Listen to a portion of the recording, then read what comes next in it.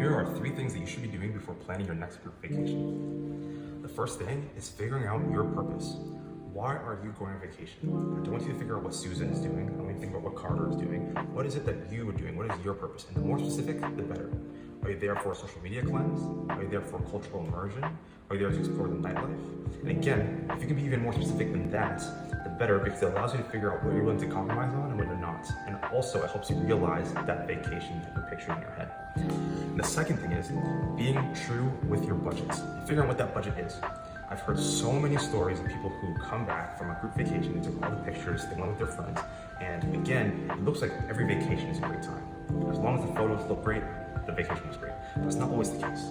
I've seen so many times, and I've heard so many times, people tell me, it was really fun, but we ended up going to a restaurant for every single meal, and I just do not want to spend that much money. I was so content with going grocery shopping at least for lunch, but then another person wanted to go out to eat, right? Again, this is why the budget is important, is figuring out what you can compromise on, what you can't, especially with these group vacations, okay? So figuring out your budget is crucial.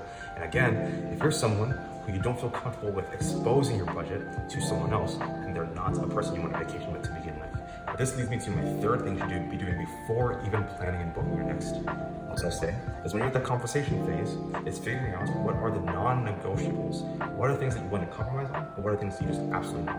You're like, if I'm going to Italy, I need to see the Colosseum, right? Like, if I'm going here, I need to have at least an hour down the beach. You know what I mean? Figuring out what you're going to compromise on, what you're not, will also allow you to think of an itinerary that truly works for everyone.